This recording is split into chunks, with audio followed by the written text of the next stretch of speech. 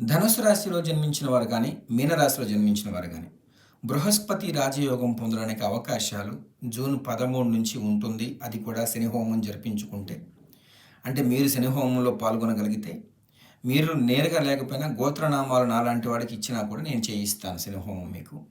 మీరు ఇందులో పాల్గొని ఈ ధనస్సు మీనరాశి వాళ్ళకి జాతకంలో గనక లగ్న స్థితి, లగ్నం బాగా గుర్తుపెట్టుకోండి.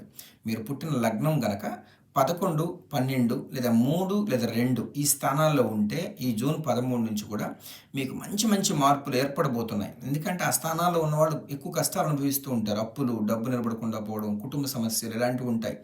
అందులో నుంచి మీరు బయటపడే అవకాశం ఉంటుంది. దీంతో పాటుగా మీరు మరికొన్ని దేవాలయానికి వెళ్ళి దీపం పెట్టడం, ముఖ్యంగా ధనుస్సు రాశి వాళ్ళు, మీన రాశిలో పుట్టిన వాళ్ళు పుట్టిన ఊరిలో ఉండకూడదు. అత్తమామల దగ్గర సహాయం తీసుకుని ముందుకు వెళ్ళకూడదు. తండ్రి సంపాదించిన ప్లేస్‌లో మీరు ఇల్లు కట్టుకొని కాపురం ఉన్నారనుకోండి, అది మీకు యోగించదు. మీరు ఎప్పుడు అప్పులోనే ఉంటారు. ఇలాంటివి కొన్ని శాస్త్రబద్ధమైనటువంటి కొన్ని పరిహారాలు తెలుసుకోవాలి. మరి ఉన్నాం ఏం చేయాలి గురువుగారు అంటే ప్రతిదానికి జ్యోతిష్యం అంటే జ్యోతి అంటే వెలుగండి. ఒక మార్గం చూపిస్తది. అది తెలుసుకొని వాటికి పరిహారాలు పాటించండి. ధనుసు రాశి వారికి, మీన రాశి వారికి కూడా ఒక మంచి యోగం పొందే అవకాశం ఉండబోతుంది.